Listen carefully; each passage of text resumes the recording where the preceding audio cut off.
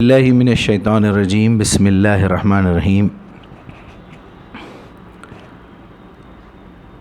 میں آپ کا بھائی مجیب الرحمن مقدس آج اسپیشلی میں ان حضرات سے مخاطب ہوں جو الحمدللہ توحید کے پرستار ہیں، اللہ کو مانتے ہیں اور تمام ایمان کے شرائط کو پورا کرتے ہیں، تقویٰ کی زندگی گزار رہے ہیں، اور جس کے پاس دعوت کا شعور ہے کہ اللہ تعالیٰ نے ہم کو مسلمانوں میں اس لیے پیدا کیا ہے کہ ہم لوگوں کو نیکی کا حکم دیں اور برائیوں سے روکیں۔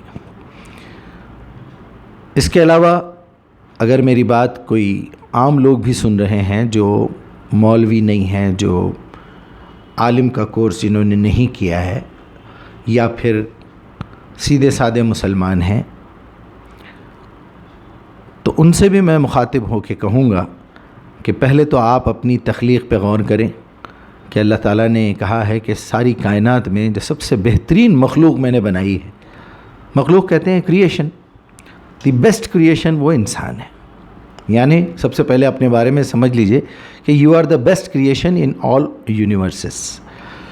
اللہ کریٹر ہے، اس کے بعد اگر کسی کا درجہ ہے تو وہ انسانوں کا ہے۔ انسانوں میں جو درجے ہیں وہ سب سے بڑے درجے پہ انبیاء ہوتے ہیں۔ انبیاء علیہم السلام میں سب سے بڑا درجہ نبی صلی اللہ علیہ وسلم کا ہے، محمد رسول اللہ صلی اللہ علیہ وسلم۔ اب اس اعتبار سے ہم بہترین امت ہو گئے، پھر بہترین نبی کی امت میں سے ہیں تو پھر بہترین امت ہے۔ اسی بات کو سورہ آل عمران میں اللہ تعالیٰ نے کہا ہے کہ کنتم خیر امت اخرجت للناس، تم وہ بہترین امت ہو جو میں نے دنیا کے تمام امتوں کے لیے نکالا ہے۔ تمہارا کام کیا ہے؟ تأمرون بالمعروف، حکم دو نیکیوں کا، وتنہون عن المنکر۔ تو نیکی کا حکم دینے کا اسٹائل یہ تو نہیں ہونا چاہیے نا، آئیے اللہ کی طرف، آئیے اللہ کے دین کی طرف۔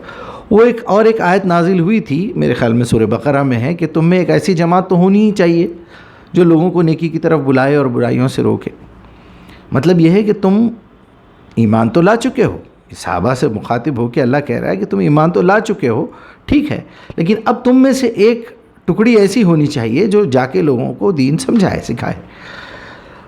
بعد میں آل عمران میں یہ آیت آ گئی کہ اب میں نے پوری امت کو اسی لیے پیدا کیا ہے کہ تم ساری دنیا میں جا کے اللہ کے دین یعنی اللہ کی کتاب، تو اللہ کی کتاب پہ کام کیجئے اور اللہ کی کتاب سے دین سکھائیے۔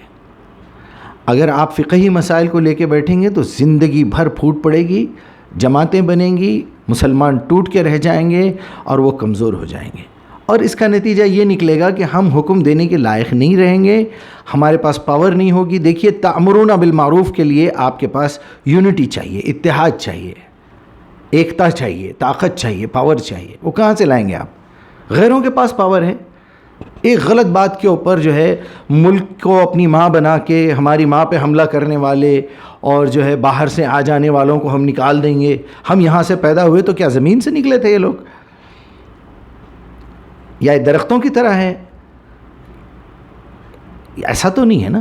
ساری دنیا میں شروعات جو ہوئی ایک مرد اور ایک عورت سے ہوئی۔ غرض یہ کہ غلط راستے پہ جو لوگ ہیں وہ متحد ہیں اور ایک اللہ کو ماننے والے جو ہے متفرق ہیں۔ اس کی وجہ کیا ہے؟ اس کی وجہ یہ ہے کہ ہم نے دین کو خود بھی غلط سمجھا ہے اور دوسروں کو بھی غلط سمجھایا ہے اور اس پہ غلط طریقے سے عمل کیا ہے۔ پہلے تو ہم نے یہی نہیں سمجھا کہ کنتم خیر امت اخرجت للناس۔ اس سے پہلے جو بات ہم کو سمجھنی تھی وہ یہ ہے کہ وما خلقت الجن والانس الا لیعبدون، میں نے جنوں اور انسانوں کو صرف اپنی عبادت کے لیے پیدا کیا ہے۔ عبادت کا مفہوم جو ہے ہم نے غلط لے لیا ہے۔ ہم چند نمازیں پڑھ کے، روزے رہ کے، زکوٰۃ دے کے، حج اور عمرہ کر کے، قربانی دے کے ہم سمجھتے ہیں یہ عبادت ہے۔ یہ عبادت سکھانے والا ٹریننگ کورس ہے۔ میری کافی بحث اس پہ ہوتی ہے لوگوں سے، میں نے کافی بیانات بھی دیے ہیں۔ عبادت کا مطلب ہے غلامی، عبد کا مطلب ہے غلام، اپنے آپ کو بیچ دینا، بنا تنخواہ پہ کام کرنا۔ آلریڈی اس نے بہت کچھ دے دیا ہے ہم کو پہلے سے، ہماری سیلری ہم لے چکے ہیں، اب انعام ملنا باقی ہے۔ اگر ہم صحیح غلام ہوں گے تو ہم کو انعام کے طور پہ مغفرت ملے گی اور جنت ملے گی۔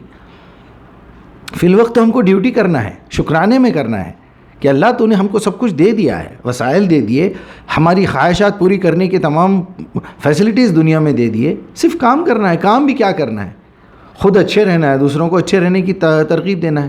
لیکن یہاں جو جرم کے خلاف آواز اٹھانے والی بات ہے کہ دین کو نافذ کرو، لوگوں کو نیکی کا حکم دو اور برائیوں سے روکو. اور کب روکیں گے آپ برائیوں سے؟ اس طرح بھیک مانگتے ہوئے، اس طرح مسائل کو پیدا کر کے، فقہی مسائل میں پڑھ کے؟ اس طرح نہیں ہوتا میرے بھائی. تو میری تمام علماء سے یہ گزارش ہے کہ جماعتوں کا سسٹم چھوڑیے اور جماعت کا نام لینا بھی چھوڑ دیجئے. نالائقوں کا کام ہے.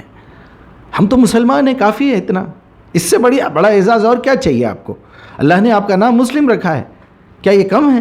وہ مسلم کے ساتھ ایک دم چھلا آپ اور لگائیں کہ میں حنفی ہوں، میں شافعی ہوں، میں حنبلی ہوں، میں مالکی ہوں، میں بریلوی ہوں، میں دیوبندی ہوں، میں اہل حدیث ہوں، میں فلاں ہوں، میں اہل قرآن ہوں یا احمدی ہوں. یا میں یہ بولوں کہ میں نقشبندی ہوں، سہروردی ہوں، قادری چشتی ہوں، یا میں رضوی ہوں، یا علوی ہوں، یا فلاں ہوں، یا فلاں ہوں. یہ کیا ہے؟ یہ تو آپ کو بانٹا گیا ہے. شرم کیجئے، بولنا چھوڑیے اور کہیے کہ میں مسلمان ہوں، میں اللہ کا فرما بردار ہوں. اللہ کے پاس دو ہی جماعتیں ہیں، ایک فرما برداروں کی، ایک نافرمانوں کی. زیادہ سے زیادہ تیسری جماعت وہ ہے جو جاہلوں کی ہے، جو نہ ادھر ہے نہ ادھر ہے، سننے کو تیار ہی نہیں ہے اللہ کے فرمان. تو نہ وہ فرما بردار ہوئے نہ نافرمان ہوئے. اللہ تعالیٰ سے میری دعا ہے کہ اللہ میری زبان سے جو بھی نکلا ہے اللہ تعالیٰ اس کو قبول فرمائے. اگر کوئی غلطی ہو گئی ہے تو مجھے معاف کر دے. میرے تمام سننے والوں کے دل و دماغ میں جو بات صحیح ہے اس کو سیو کر دیجئے، جو غلط ہے اس کو ڈیلیٹ کر دیجئے. میں آپ سے بھی گزارش کروں گا کہ آپ بھی دعا کیجئے اور تھوڑا دھیان دیجئے اس بات پہ.